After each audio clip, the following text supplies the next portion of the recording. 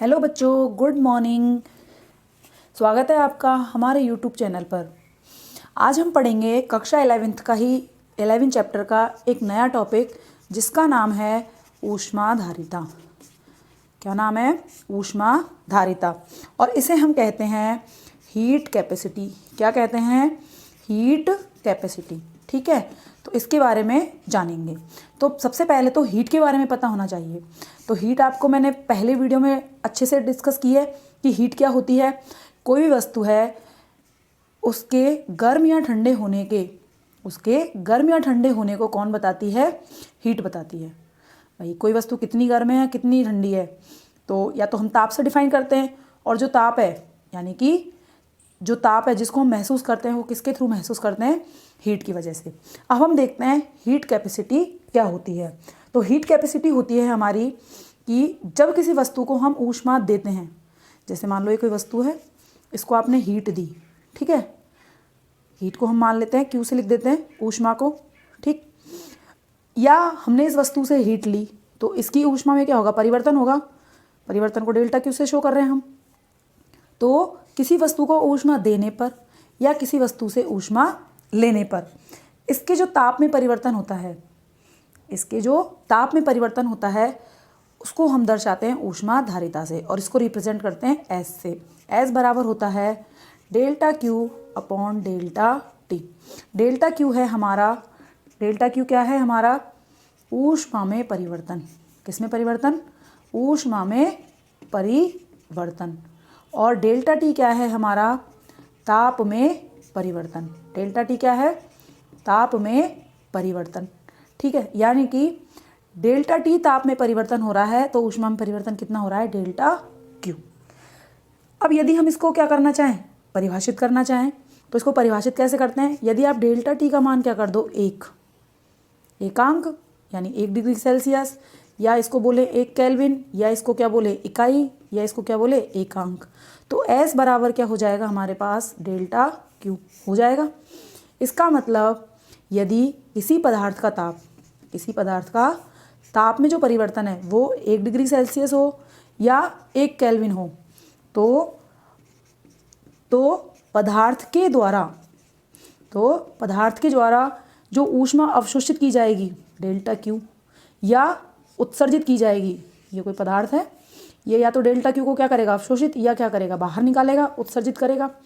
तो यदि पदार्थ का ताप 1 डिग्री सेल्सियस या 1 केल्विन परिवर्तन कर दे तो पदार्थ के द्वारा जो अवशोषित ऊष्मा है या उत्सर्जित ऊष्मा की जो मात्रा है वही हमारी क्या कहलाती है? ऊष्माधारिता। और इसे हम दर्शाते हैं एस से दर्शाते हैं, ठीक है।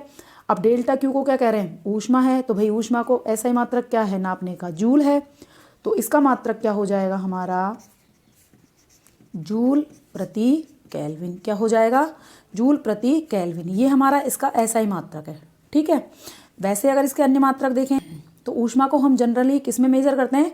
कैलोरी में, और ताप को डिग्री सेल्सियस में, तो कैलोरी प्रति डिग्री सेल्सियस भी इसका मात्रक होगा।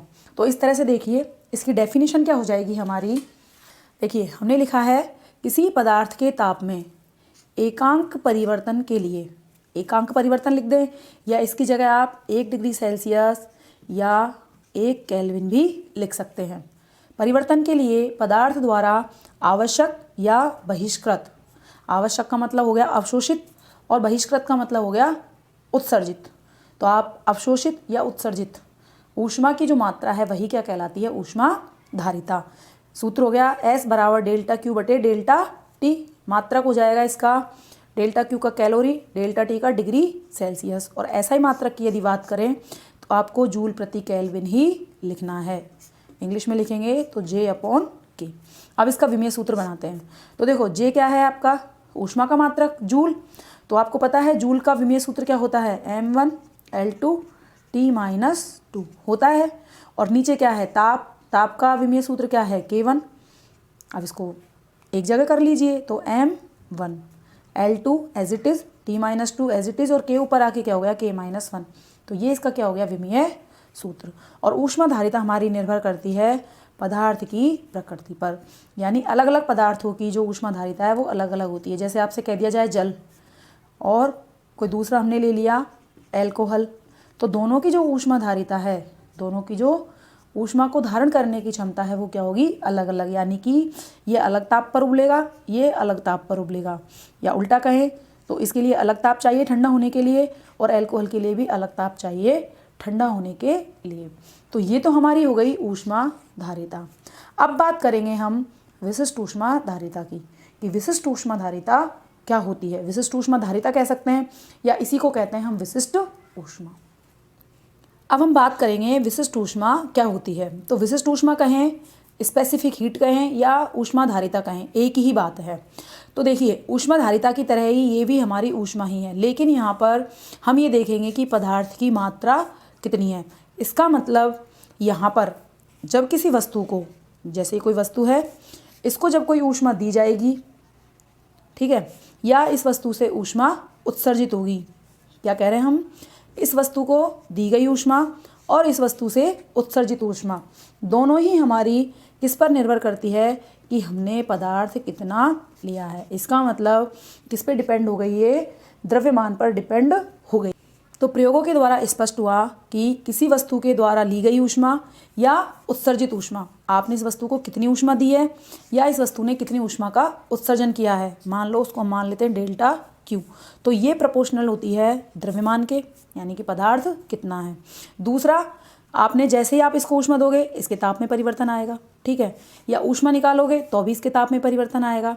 जैसे ये जल है, इसमें क्या भरा हुआ है हमारा जल, जब हम इसमें ताप में वृद्धि करेंगे, जब हम इसके ताप में वृद्धि करेंगे तो पानी क्या होगा, धीरे धीरे उबलेगा, भाप बन के निकलेगा, तो इसका ताप क्या हो गया, बढ़ गया, तो ताप में परिवर्तन हुआ ना, और ऊष्मा क्या हो रही है, बाहर निकल रही है।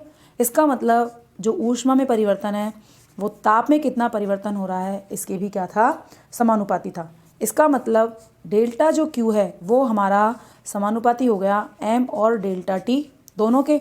जब इस समानुपाती स्थिरांक को खोला गया तो हमारे पास प्राप्त हुआ छोटा एस, स्मॉल एस है, ये ध्यान रखना है, एम डेल्टा टी, और स्मॉल एस बराबर आ गया यहाँ से 1/m delta Q upon delta T, और स्मॉल एस को ही क्या कहा गया, विशिष्ट ऊष्मा। क्या कहा गया, विशिष्ट ऊष्मा या विशिष्ट ऊष्माधारिता, ठीक है।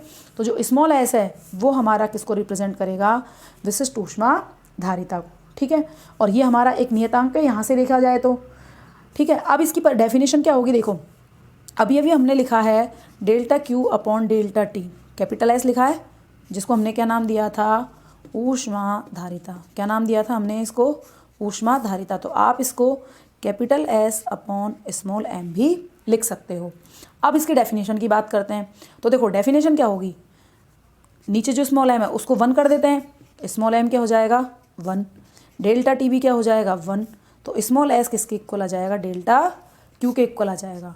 तो डेफिनेशन क्या हो जाएगी, यदि कोई पदार्थ है उसका द्रव्यमान कितना है 1 एकांक, या 1 kg हो सकता है, 1 ग्राम हो सकता है।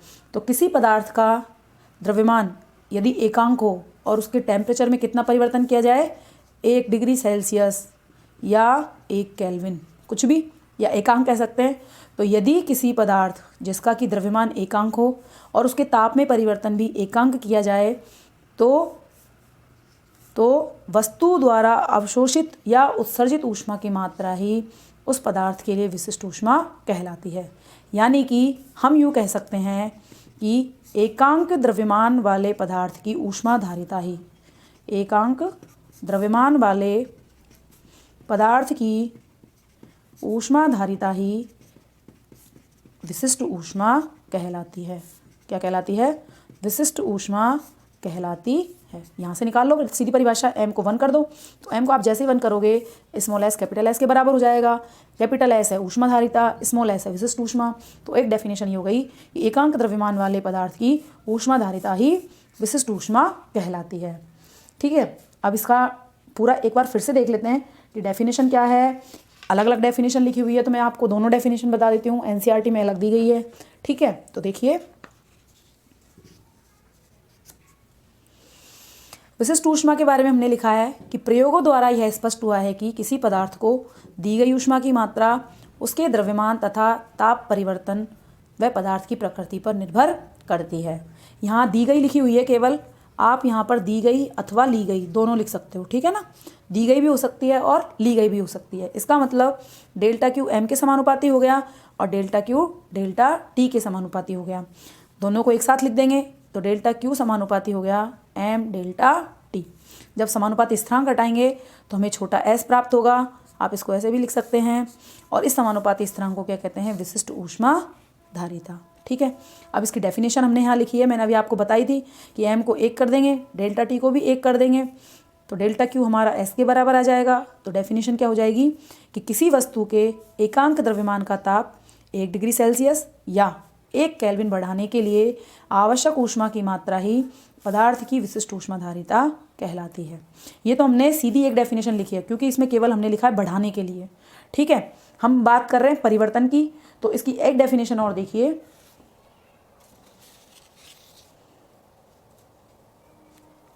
देखिए एक डेफिनेशन और क्या हो जाएगी कि किसी एकांक द्रव्यमान वाले पदार्थ के ताप में एकांक परिवर्तन के लिए पदार्थ द्वारा अवशोषित या उत्सर्जित ऊष्मा की मात्रा ही विशिष्ट ऊष्मा धारिता या विशिष्ट ऊष्मा कहलाती है।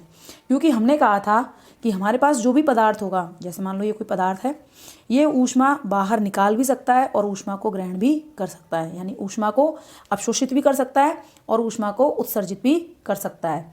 तो एकांक द्रव्यमान यदि इसका कर दें, पदार्थ का द्रव्यमान कितना हो? एकांक, तो इसके ताप में एकांक परिवर्तन करने के लिए दी गई ऊष्मा या ली गई ऊष्मा की जो मात्रा है वही हमारी क्या कहलाती है? विशिष्ट ऊष्मा धारिता। अवशोषित की जगह आप लिख सकते हो ली गई और उत्सर्जित की जगह लिख सकते हो दी गई, ठीक है। तो ली गई या दी गई ऊष्मा की मात्रा ही विशिष्ट ऊष्मा धारिता कहलाती है। अब देखिए स्मॉल एस बराबर 1/m डेल्टा क्यू बटे डेल्टा टी हो गया। तो इसका मात्रक क्या हो जाएगा? डेल्टा क्यू बटे डेल्टा टी का मात्रक अभी हमने लिखा है calorie degree Celsius, small M है तो ग्राम आ जाएगा, तो कैलोरी प्रति ग्राम डिग्री सेल्सियस।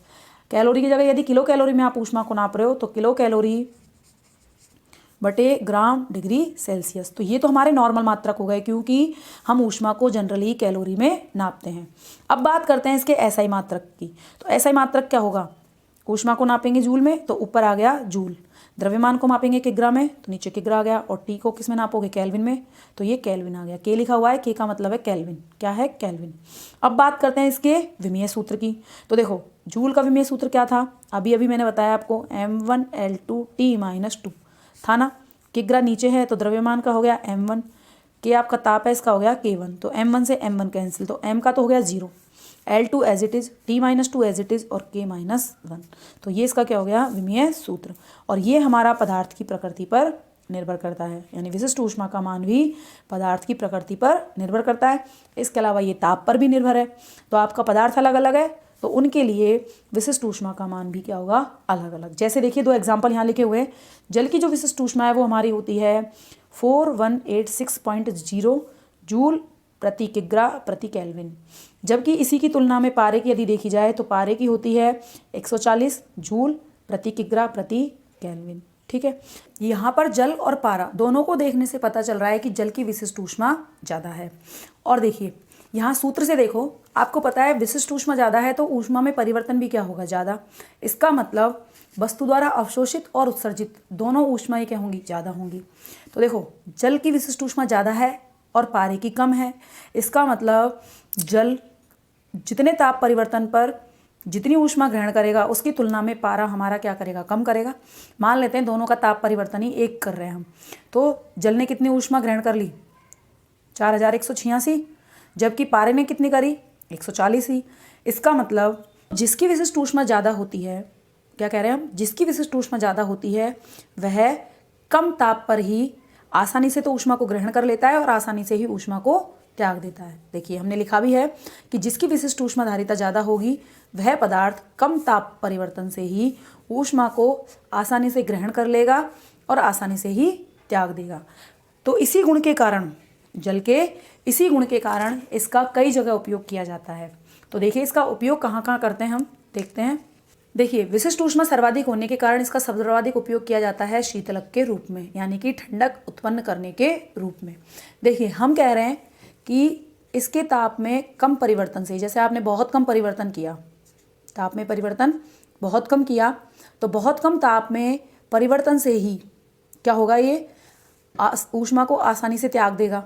ठीक है, यानी हम मान लो ताप को कम कर रहे हैं, जब आप इसके ताप को कम करोगे तो कम ताप परिवर्तन पर क्या होगा, ये ऊष्मा को त्यागेगा। ऊष्मा को त्यागेगा तो क्या होगा, ठंडा होगा। तो ये क्या होगा, ताप में परिवर्तन ज़्यादा करोगे तो भी ऊष्मा त्यागेगा।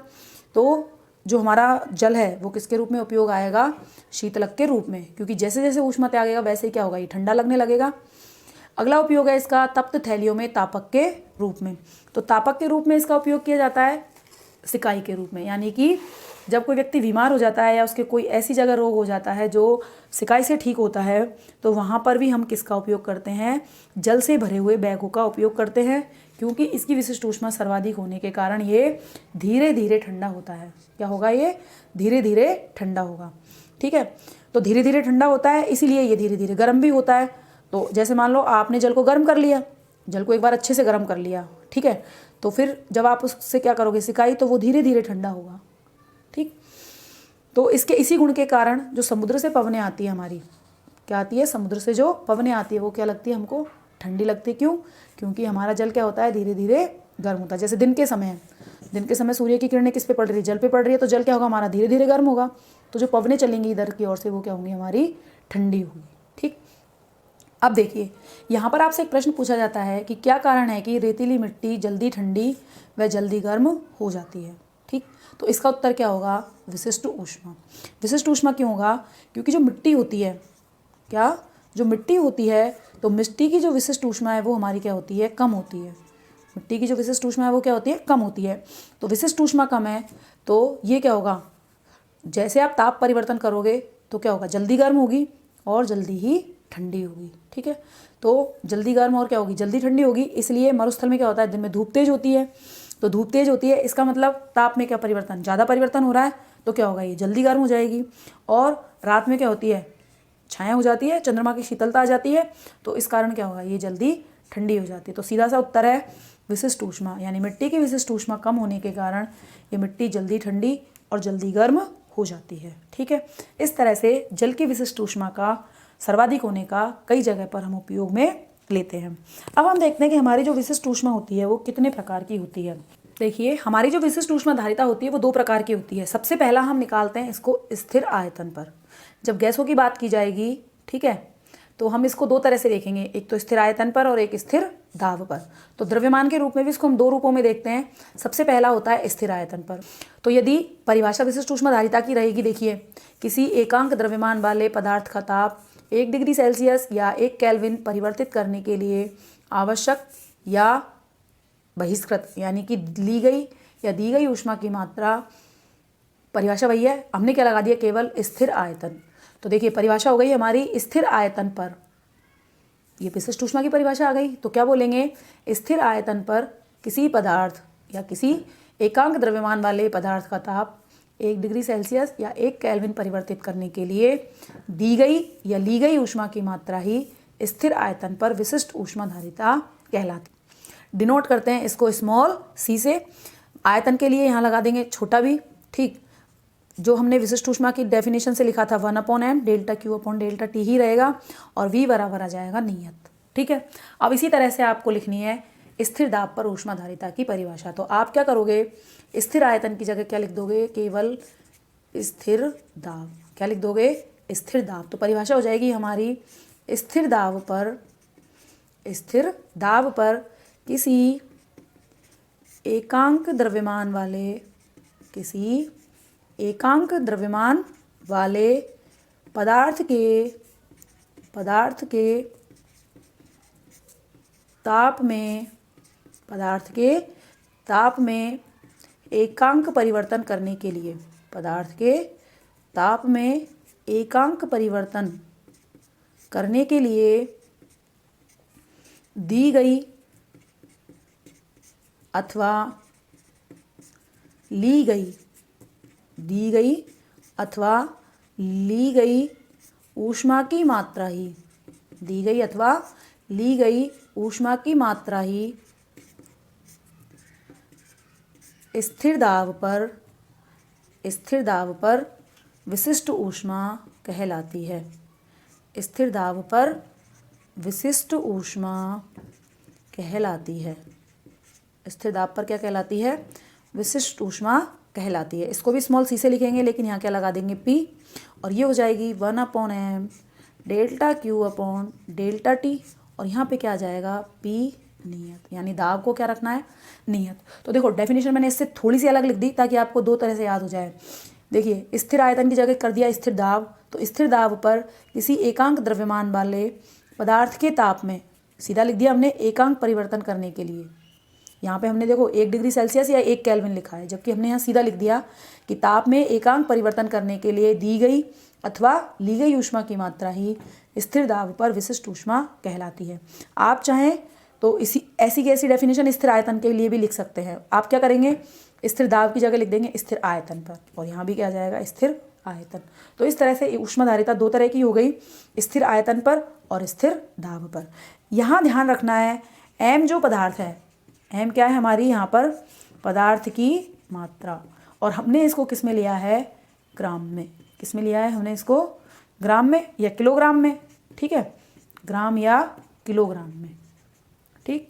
अब यदि पदार्थ की मात्रा है उसको मोल में ले लिया जाए, यदि पदार्थ की मात्रा को किस में ले लिया जाए, मोल में ले लिया जाए, तो वो हमारी होती है मोलर विशिष्ट ऊष्मा। क्या होती है, मोलर विशिष्ट ऊष्मा।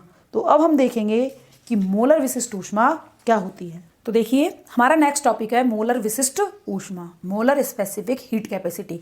तो हमें क्या करना है, जो द्रव्यमान हमने लिया था स्मॉल m, उसकी जगह हमें मोल ले लेने हैं, और मोल को हम लिखेंगे म्यू से, ठीक है। किससे लिखेंगे, म्यू से। तो परिभाषा में केवल एकांक द्रव्यमान की जगह क्या आ जाएगा, 1 मोल।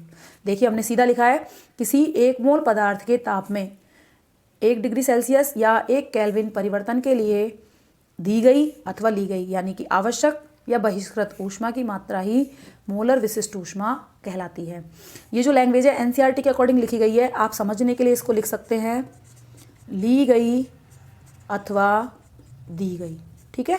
क्या लिखेंगे, ली गई अथवा दी गई ऊष्मा की मात्रा ही मोलर विशिष्ट ऊष्मा कहलाती है। तो विशिष्ट ऊष्मा की जो है डेफिनेशन वही की वही मोलर विशिष्ट ऊष्मा की है। अंतर कितना है, वहाँ एकांक द्रव्यमान जो हमने लिया था 1 किलोग्राम या 1 ग्राम, उसकी जगह हमें पदार्थ कितना लेना है, 1 मोल पदार्थ लेना है। तो हमारा जो सूत्र है वो क्या हो जाएगा, m की जगह म्यू आ जाएगा 1/μ delta Q upon delta T, और इसको दर्शाते हैं हम C से। किससे दर्शाते हैं, C से, ठीक है। म्यू क्या है, मोलों की संख्या हो गई, डेल्टा Q आपको पता ही है ऊष्मा में परिवर्तन है, और डेल्टा T क्या है, ताप में परिवर्तन। अब देखिए यहाँ मात्रक थोड़ा चेंज हो जाएगा, Q का मात्रक जूल, T का मात्रक सबको याद हो गया होगा अब तो, क्या है केल्विन, और आपको पता है म्यू क्या है, हमारी मोलों में पदार्थ की मात्रा है। और आपको याद हो तो हमने भौतिक राशि में पढ़ा था कि ये मूल भौतिक राशि है और इसको किस में मापा जाता है, मोल में। तो यहाँ म्यू की जो मात्रक है वो लिखेंगे हम मोल। तो मात्रक हो गया ऐसा ही मात्रक इसका जूल प्रति मोल केल्विन। क्या हो गया, जूल प्रति मोल केल्विन। अब इसका बनाते हैं विमीय सूत्र। तो जूल का सबको याद है m1L2T-2। मोल मूल भौतिक राशि है, मोल का क्या हो जाएगा, मोल की पावर 1, और केल्विन के लिए क्या लेंगे, K1, ठीक है। अब इसको ऊपर ले जाते हैं दोनों को, तो m1L2T-2, तो ऐसे के ऐसे ही आ गया K-1 और मोल -1। तो ये इसका क्या हो गया, विमीय सूत्र। थोड़ा सा चेंज है क्योंकि मोल खुद एक क्या है, मूल भौतिक राशि, इसलिए इसका विमीय सूत्र हम इसी में लिखेंगे। इसके अलावा आपको ये ध्यान रखना है कि जो म्यू होता है, मोलों की संख्या, वो क्या होती है, पदार्थ का द्रव्यमान बटे पदार्थ का अणुभार, स्मॉल m बटे कैपिटल M। स्मॉल m हमारा है पदार्थ का द्रव्यमान और कैपिटल M हमारा क्या है, पदार्थ का अणुभार, ठीक है। तो यदि म्यू की जगह small m upon capital M यहाँ लिख दिया जाए तो यहाँ क्या हो जाएगा, C बराबर 1, म्यू की जगह क्या हो जाएगा, small m upon capital M। Solve करेंगे, कैपिटल M ऊपर चला गया तो हमारे पास रह गया 1/m delta Q upon delta T, और ये क्या था हमारा विशिष्ट ऊष्माधारिता। तो C बराबर आ गया कैपिटल M इंटू S, ठीक है। यानी कि अगर विशिष्ट ऊष्मा को इसके अणुभार से गुणा कर दिया जाए तो हमें क्या प्राप्त हो जाती है, मोलर विशिष्ट ऊष्मा। क्या कह रहे हैं, यदि ग्राम विशिष्ट ऊष्मा कह दें, यदि विशिष्ट ऊष्मा को या ग्राम विशिष्ट ऊष्मा को उसके अणुभार से गुणा कर दिया जाए तो हमें मोलर विशिष्ट ऊष्मा प्राप्त होती है। और ये भी हमारी किस पे डिपेंड है, पदार्थ की प्रकृति पर, इसके अलावा ताप में कितना परिवर्तन किया गया है। तो मोलर विशिष्ट ऊष्मा का कंसेप्ट भी विशिष्ट ऊष्मा के जैसा ही है, अंतर इतना है कि द्रव्यमान स्मॉल m की जगह मोल लेने हैं, ठीक। अब देखिए गैसों के लिए जो मोलर विशिष्ट ऊष्मा है वो दो तरह से परिवर्तित होती है। अभी हमने पढ़ा था आयतन पर यानी V पर और एक P पर। आयतन परिवर्तन करने से गैस का जो दाब है वो परिवर्तित होगा और गैस में दाब में परिवर्तन करोगे तो आयतन में परिवर्तन होगा। तो दोनों को हम अलग अलग स्थिर रख के मोलर विशिष्ट ऊष्मा को ज्ञात करते हैं। तो मोलर विशिष्ट ऊष्मा भी हमारे पास दो प्रकार की हो गई। पहली पढ़ेंगे हम स्थिर आयतन पर मोलर विशिष्ट ऊष्मा और दूसरी पढ़ेंगे हम स्थिर दाब पर मोलर विशिष्ट ऊष्मा। तो देखिए पहली है हमारी स्थिर आयतन पर मोलर विशिष्ट ऊष्मा। ठीक है, अब देखिए पहली चीज़ तो ध्यान रखनी है कि ये विशेष रूप से हमने किसके लिए निकाली है, गैसों के लिए ही हमने इसको परिभाषित किया है। ठीक है, परिभाषित भी वैसे की वैसे ही करना है। आपको क्या करना है, मोलर विशिष्ट ऊष्मा की परिभाषा के आगे केवल लगा देना है स्थिर आयतन पर। क्या करना है, मोलर विशिष्ट ऊष्मा की परिभाषा के आगे केवल क्या लगा दोगे, स्थिर आयतन पर।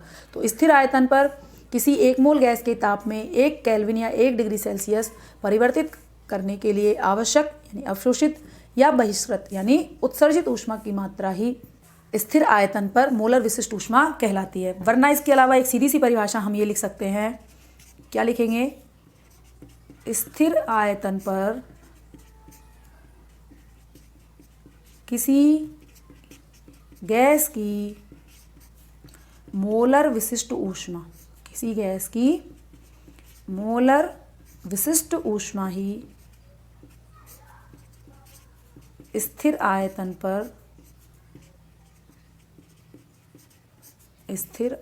पर विशिष्ट ऊष्मा धारिता कहलाती है। ठीक है, वो हमने पूरी डेफिनेशन लिखी है, ये हम शॉर्ट में कह सकते हैं। ठीक, तो हमारे पास क्या हो जाएगा, CV बराबर 1/μ डेल्टा Q बटे डेल्टा T। V को क्या रखना है, नियत। और यदि हम इसको किसके रूप में लिखें, इसको हम किसके रूप में लिखें, जो हमने विशिष्ट ऊष्मा निकाली थी स्थिर आयतन पर ग्राम के लिए, तो ये तो हमारी क्या हो गई, मोलर विशिष्ट ऊष्मा। ये हमारा क्या है, अणुभार। और ये हमारी क्या है, विशिष्ट ऊष्मा। कौन सी, ग्राम, यानी पदार्थ की मात्रा आप ग्राम या किलोग्राम लोगे तब, तो हम इसको क्या कह सकते हैं, ग्राम विशिष्ट ऊष्मा। तो देखिए मोलर विशिष्ट ऊष्मा किसके बराबर हो गई, अणुभार गुणा ग्राम विशिष्ट ऊष्मा। ठीक है, और हमने भी एक संबंध भी पढ़ा था, C बराबर M/S। ठीक, S हमारी दो प्रकार की है, स्मॉल CV और स्मॉल CP। इसी तरह से ये हमारी दो प्रकार की है, कैपिटल CV और कैपिटल CP। तो कैपिटल CV के साथ आ जाएगा ये वाला रिलेशन, तो हमारा ये क्या हो जाएगा, कैपिटल CV के साथ कैपिटल M और स्मॉल CV। इसी तरह से दूसरी हमारी होगी स्थिर दाब पर मोलर विशिष्ट ऊष्मा। दूसरी कौन सी होगी हमारी, स्थिर दाब पर मोलर विशिष्ट ऊष्मा। तो देखिए स्थिर दाब पर मोलर विशिष्ट ऊष्मा क्या होगी, देखो सबसे पहली चीज़ तो याद रखनी है कि गैसों के लिए केवल। ठीक है, परिभाषा क्या हो जाएगी कि स्थिर दाब पर किसी गैस की, सीधी सी डेफिनेशन लिख रहे हैं कि स्थिर दाब पर किसी गैस की मोलर विशिष्ट ऊष्मा ही, मोलर विशिष्ट ऊष्मा ही स्थिर दाब पर मोलर विशिष्ट ऊष्मा कहलाती है।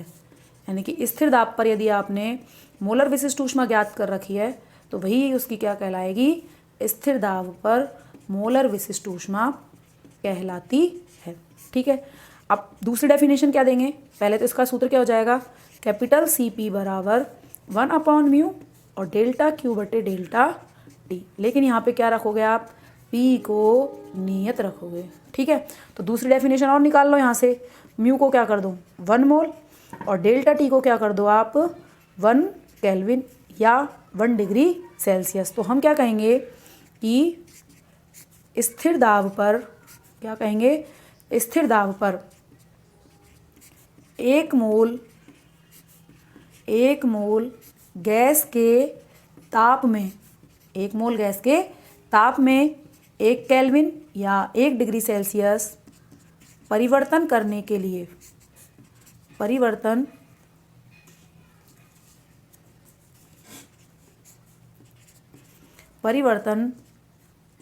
करने के लिए दी गई अथवा ली गई, कुछ भी हो सकता है, दी गई अथवा ली गई ऊष्मा की मात्रा ही, दी गई अथवा ली गई ऊष्मा की मात्रा ही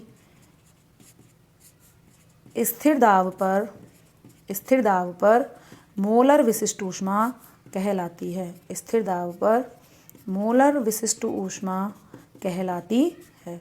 तो ये इसकी क्या हो गई, डेफिनेशन हो गई। कोई सी भी दे सकते हैं।